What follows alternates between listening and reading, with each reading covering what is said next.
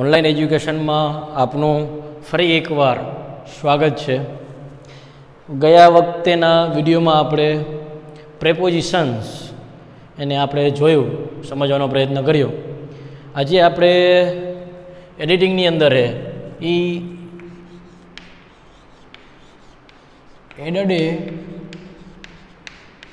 Question tag,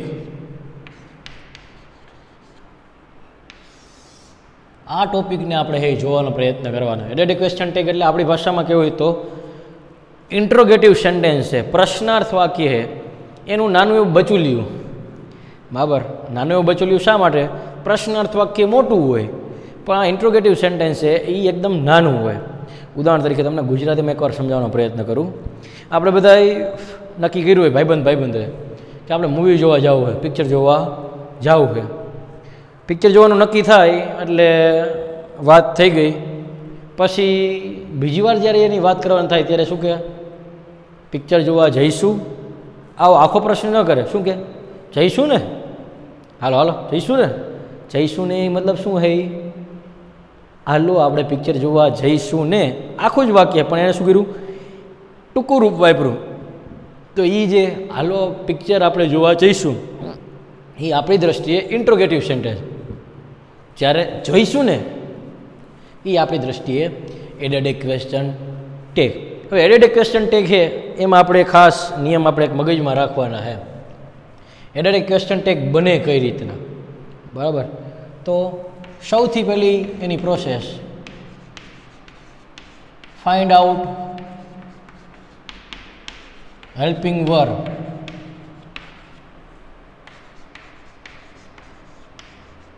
And write it first. બરાબર, સરળતાથી આપણે કહેવાનું હોય તો સહાયકારક ક્રિયાપદ ગોતો અને પહેલા લખો. વાક્ય આપે એમાં પછી આપણે જોઈએ. આ એનો પહેલો નિયમ. એના પછી make positive sentence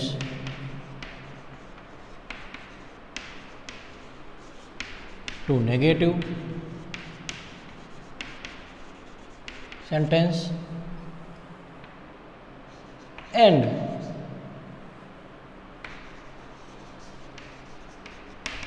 negative sentence to positive sentence. બરાબર, સીધી ભાષામાં આપણે એને કેવું હોય તો હકારનું નકાર, નકારનું હકાર, વાઇસે વર્ષા. હકાર વાક્ય હોય તો નકાર બનાવવાનું, નકાર હોય તો હકાર બનાવવાનું. એનો બીજો પોઈન્ટ. ત્રીજું, find out subject and if the subject is noun then change it in pronoun. બરાબર, સીધી ભાષામાં કરતા ગોતો. બરાબર,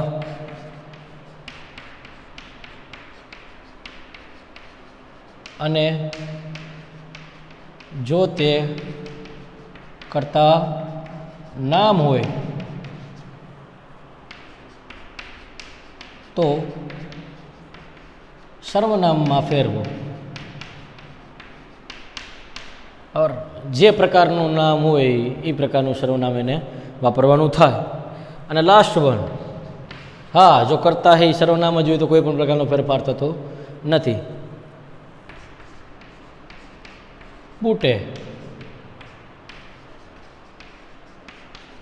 ક્વેશ્ચન માર્ક, પ્રશ્નાર્થ ચિહ્ન મૂકો. તો એડિડ ક્વેશ્ચન ટેગમાં આ 4 નિયમ છે. સૌથી પહેલાં find out helping verb and write it first. સહાયકારક ક્રિયાપદ ગોતો અને એને પહેલાં લખો. Make positive sentence to negative sentence and negative sentence to positive sentence. એટલે સીધી ભાષામાં કેવો બદલવાનું. હકાર વાક્ય હોય તો નકારમાં ફેરવો, નકાર હોય તો હકારમાં ફેરવો. નકાર બનાવો હોય તો આપણને ખબર સિમ્પલ રીતે શેનાથી બને? નોટથી બને. એના પછી સબ્જેક્ટ ગોતો અને સબ્જેક્ટ જો નાઉન હોય તો એને શું કરવાનું થાય? પ્રોનાઉન. એટલે કે કરતા ગોતીને જો કરતા નામ હોય તો સર્વનામમાં ફેરવો, સર્વનામ હોય તો કોઈ ફેરફાર કરવાની આવશ્યકતા નહીં. અને પુટ એ ક્વેશ્ચન માર્ક પ્રશ્નાર્થ ચિહ્ન અને અંતિમ એ શું કરવાનું થાય? પ્રશ્નાર્થ ચિહ્ન. હવે આપણે ઉદાહરણ જોઈએ એટલે આપણને થોડું સમજાય. બરાબર. મયુર ઇઝ બાઇંગ ક્લોથ્સ. આવું વાક્ય આપણી સામે છે અને આપણે આનું એડેડ ક્વેશ્ચન ટેગ બનાવવાનું છે. બરાબર. વાક્યમાં આપણે કીધું સૌથી પહેલાં શું કરવાનું? સહાયકારક ક્રિયાપદ ગોતવાનું. સહાયકારક ક્રિયાપદ કયું છે? ઇઝ. તો સૌથી પહેલાં ઇઝ. એના પછી જો પોઝિટિવ હોય તો નેગેટિવ, નેગેટિવ હોય તો પોઝિટિવ. વાક્ય કેવું હોય? પોઝિટિવ. તો નકાર બનાવવા માટે શું વપરાય? નોટ. પણ એનું આપણે શું કરવાનું થાય? ઇઝન્ટ. બરાબર. જો આપણે એ પણ મગજમાં રાખવું, શોર્ટ ફોર્મ વાપરીએ તો આ રીતના વપરાય. એમ હે તો એનું એન્ટ થાય અથવા તો આરન્ટ પણ થાય છે હાલની દ્રષ્ટિએ, એડેડ ક્વેશ્ચન ટેગની દ્રષ્ટિએ.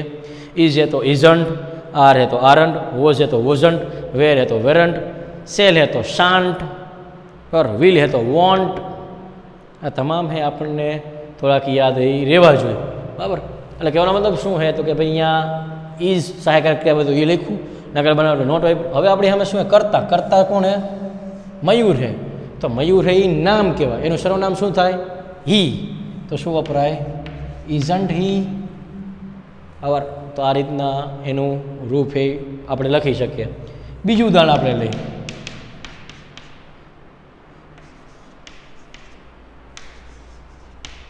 I was going to school.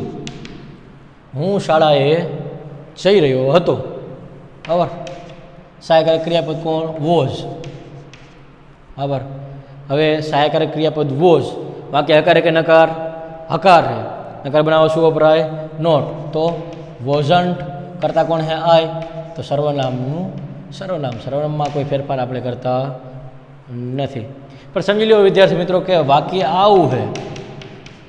I am reading a book.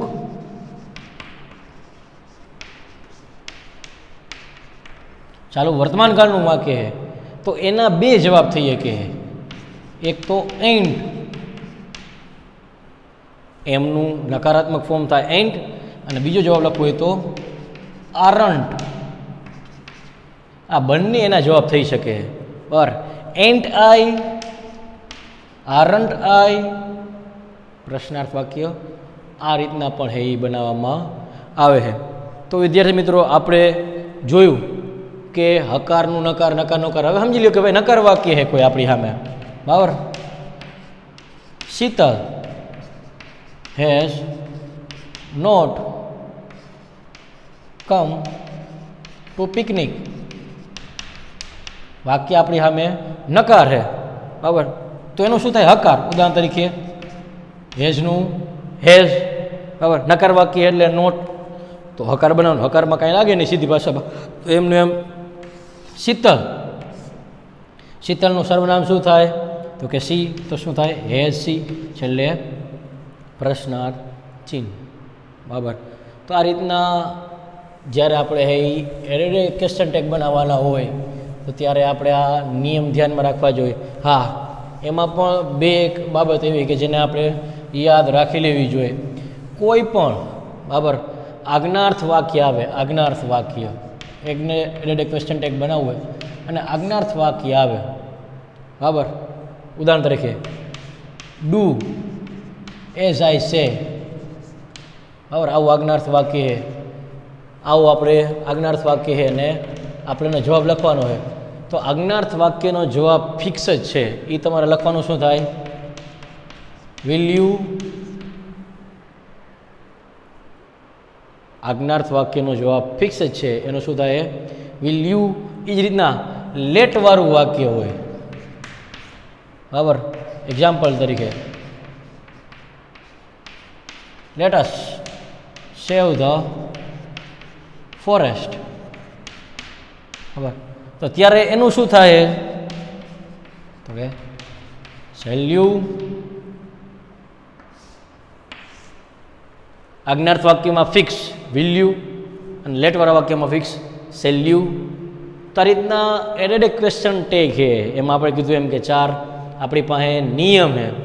એ નિયમને આધીન આપણે એડેડ ક્વેશ્ચન ટેગ બનાવવાનો અને એડેડ ક્વેશ્ચન ટેગ બનાવવામાં આપણે 4 નિયમ કીધા. પહેલાં સહાયકારક ક્રિયાપદ ગોતો, એના પછી એને લખી નાખો, વાક્ય હકાર હોય તો નકાર, નકાર હોય તો હકાર બનાવો, સર્વનામવાળું જો કર્તા હોય તો એમ નામ આવે, જો કર્તા તરીકે નાઉન હોય તો એનું સર્વનામ બનાવો અને છેલ્લે પ્રશ્ન ચિહ્ન. તો આ આપણું એડિટિંગમાં ટોપિક હતો એડેડ ક્વેશ્ચન ટેગ. એના પછીનો આપણો ટોપિક છે એટલે કે ચેન્જ ધ ડિગ્રી.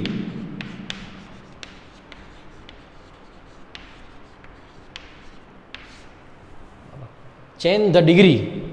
ડિગ્રીમાં આપણને ખબર છે કે ડિગ્રી છે એ કેટલી છે તો કે 3 ડિગ્રી છે. આપણે પોઝિટિવ ડિગ્રી, બરાબર, જેને કહેવાય છે સમાનતા દર્શક. એના પછી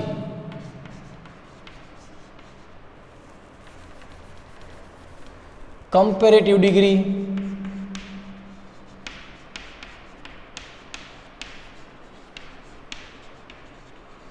જેને કહેવાય છે અધિકતા દર્શક. અને ત્રીજું આપણું સુપરલેટિવ ડિગ્રી, જેને કહેવાય છે શ્રેષ્ઠતા દર્શક. પોઝિટિવ ડિગ્રી એટલે સમાનતા દર્શક, કમ્પેરેટિવ ડિગ્રી એટલે અધિકતા દર્શક અને સુપરલેટિવ ડિગ્રી એટલે શ્રેષ્ઠતા દર્શક. 3 ડિગ્રી છે અને 3ને પોતાની એક નિશાની છે. એસ, ધેન અને ધ. બરાબર, એટલે કે સીધી ભાષામાં પોઝિટિવ ડિગ્રીનું કોઈ પણ વાક્ય હશે તો એ એસ વગર બનાવવું અસંભવ છે. એસ વગર એ વાક્ય બનશે નહીં. એ રીતના કમ્પેરેટિવ ડિગ્રીનું વાક્ય છે કોઈ પણ તો એ ધ્યાન વગર બનાવવું અશક્ય છે. એટલે કે ધ્યાનથી જ એ વાક્ય બનશે. અને શ્રેષ્ઠતા દર્શક એટલે કે સુપરલેટિવ ડિગ્રી છે એનું વાક્ય જો આપણે બનાવવું છે તો ધથી બનશે. હવે એ 3 ડિગ્રી છે પણ એના 4 સૂત્ર છે જેના માધ્યમથી એના ફેરફાર વિશે આપણે થોડું ઘણું છે એ સમજી શકીએ. સૌથી પહેલાં આપણે સૂત્ર જોઈ લઈએ. કયા સૂત્ર છે? એઝેસ, બરાબર, તો એનો ફેરફાર થાય નોટ ER ધેનમાં. બરાબર, સૂત્ર આયરે આપણે સમજતા પણ જઈએ. એક્ઝામ્પલ તરીકે someone is as small as Hrithik. Suman હે એ ઋત્વિક જેટલી જ નાની છે. શું વપરાણું છે? એસ. તો જ્યારે એનો ફેરફાર કરવાનો થાય ત્યારે આપણે કેવી રીતે કરવાનું થાય? પાછળનું નામ આગળ ઋત્વિક, બરાબર, સહાયકારક ક્રિયાપદનું સહાયકારક ક્રિયાપદ. જ્યાં આપણા સૂત્ર આવે અહીંયા આપણે બીજું સૂત્ર વાપરવાનું. એસ આવ્યું એટલે નોટ. એના પછી ER, બરાબર, આપણે યાદ રાખશું કે ભાઈ ER હે, EST હે. આ ક્યાં લાગે તો કે વિશેષણ સાથે લાગે. ઉદાહરણ તરીકે આપણી સામે લાર્જ છે એક્ઝામ્પલમાં, તો એનું શું થાય? લાર્જર. અને આપણી સામે લાર્જની દ્રષ્ટિએ EST લગાડવાનું હોય તો લાર્જેસ્ટ. બરાબર, તો આ રીતના વિશેષણ થાય તો તમારે ER અને EST લગાડવાનું થાય. તો અહીંયા આપણું વિશેષણ કોણ છે? સ્મોલ. તો એના ભેગું શું લાગશે? ER, smaller. બરાબર, ઋત્વિક ઇઝ નોટ સ્મોલર, વળી પાછું એસ આવ્યું, ત્યાં શું લાગે છે? Then is not smaller than કોણ લીધું આપણું? સુમન. પેલું વાક્ય હતું એ આપણે શેનું હતું? પોઝિટિવ ડિગ્રીનું વાક્ય હતું. એને આપણે શેમાં ફેરવું? કમ્પેરેટિવ ડિગ્રીમાં વાક્ય ફેરવું. આ પહેલું સૂત્ર. બીજું સૂત્ર છે નોટ સો એસ, એમાં થાય છે ઈ આર ધેન. બરાબર. બીજું ઉદાહરણ જોઈએ આપણે. Sanjay is not so big as Mahesh. બરાબર.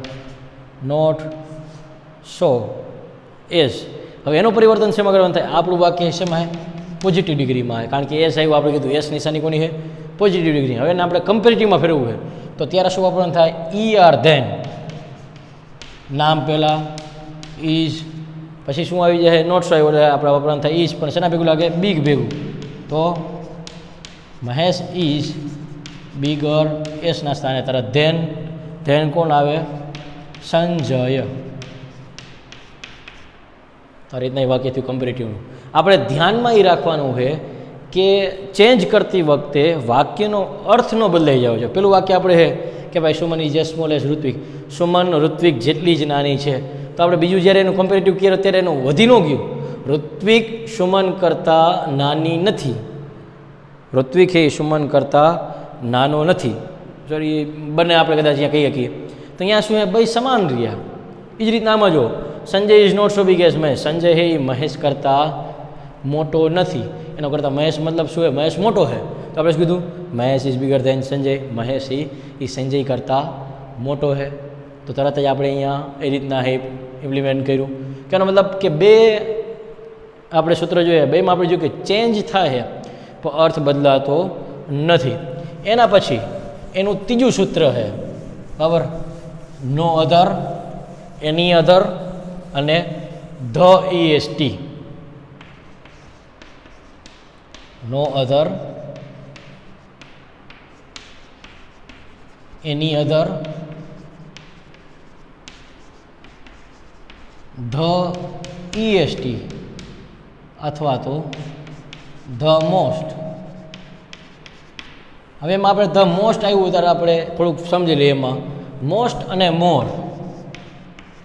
મોર હે એ કમ્પેરેટિવ ડિગ્રીમાં વપરાય છે, જ્યારે મોસ્ટ હે એ સુપરલેટિવ ડિગ્રીમાં વપરાય છે. બરાબર? ક્યારે? જ્યારે આપણું વિશેષણ હે એ બે શબ્દોથી બનેલું હોય.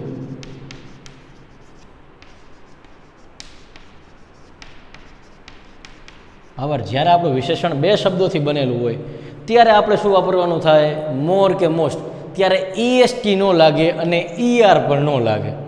ઉદાહરણ તરીકે આપણી દ્રષ્ટિએ સમજવું હોય તો બ્યુટીફુલ.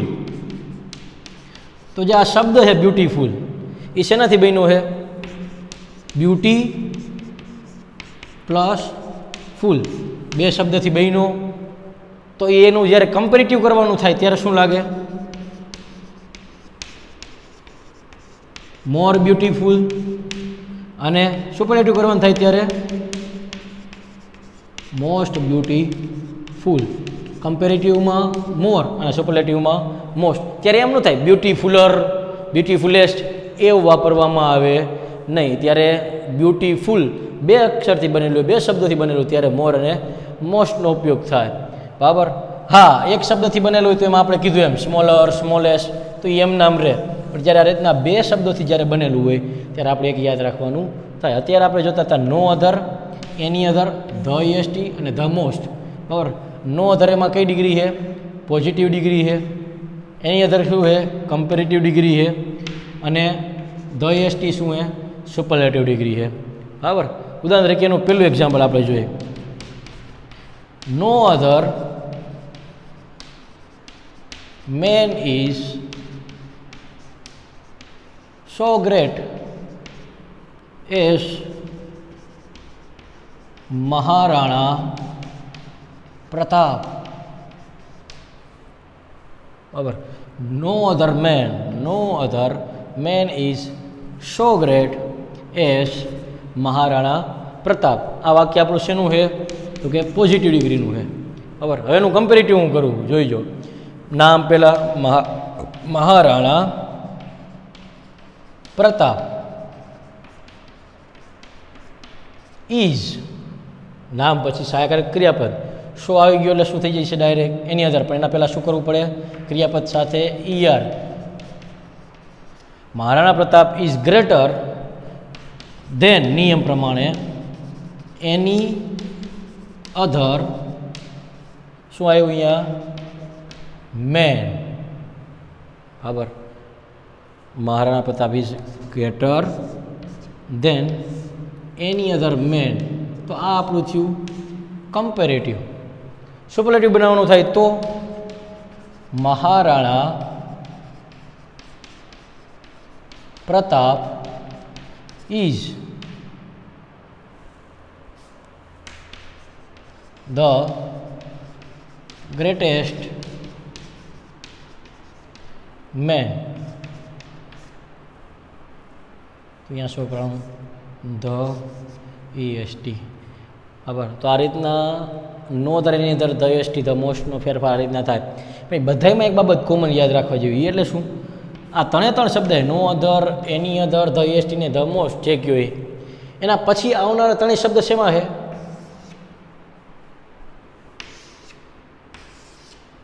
એક વચનમાં. એટલે યાદ રાખવાનું, ત્રીજું જે સૂત્ર છે એના પછી આવનારો શબ્દ હંમેશા શેમાં હશે? એક વચનમાં એના પછી આવનારો શબ્દ હંમેશા માટે હશે. બરાબર. જ્યારે એના પછીનું આપણે જે સૂત્ર જોવાનું છે, બરાબર, એ એટલે ક્યુ? તો કે વેરી ફ્યુ, મોસ્ટ અધર અથવા તો મેની અધર, અને વન ઓફ ધ EST અથવા તો વન ઓફ ધ મોસ્ટ. એટલે કે આપણું જે ચોથું સૂત્ર છે, બરાબર, વેરી ફ્યુ, મોસ્ટ અધર અથવા તો મેની અધર, મોસ્ટ અધર અથવા તો મેની અધર. બરાબર. એના પછી સુપરલેટિવમાં વન ઓફ ધ EST અથવા તો વન ઓફ ધ મોસ્ટ. બરાબર. જે પણ આપણે વાપરવાનું થાય એ પ્રમાણે. આપણે અત્યારે મોસ્ટ ને મોરવાળું અત્યારે આપણે જોઈએ. બરાબર. એમાં વેરી ફ્યુ શું છે? Positive degree. મોસ્ટ અધર અને મેની અધર કમ્પેરેટિવ ડિગ્રી. અને superlative degree one of the most, one of the EST વાળી. બરાબર. હવે આપણે એક ઉદાહરણ જોઈએ એનું. વેરી ફ્યુ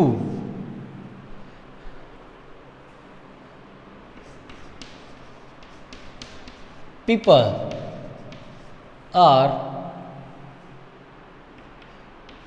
as intelligent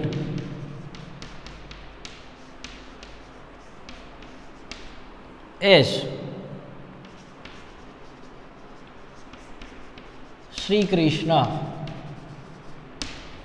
બહુ ઓછા લોકો હોય કે જે શ્રી કૃષ્ણ ભગવાન જેવા બુદ્ધિમાન હોય. આ વાક્ય આપણું જે રહ્યું છે એનું છે પોઝિટિવ ડિગ્રીનું. હવે જ્યારે હું એનું કમ્પેરેટિવ કરીશ ત્યારે શ્રી કૃષ્ણ ઇઝ SS આવ્યું. ઇન્ટેલિજન્ટ શબ્દ શેનાથી બન્યો હોય? ઇન્ટેલેક્ટ મૂળ શબ્દ છે, એની સાથે ઉપયોગ થઈને પ્રત્યે ઇન્ટેલિજન્ટ શબ્દ બન્યો. તો આપણે અહીંયા શું લખવાનું થાય? Is more intelligent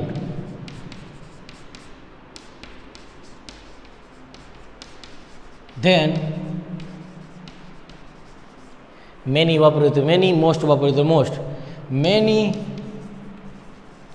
other people. બરાબર.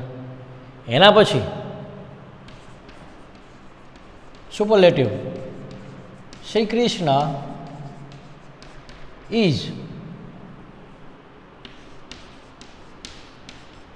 One of the most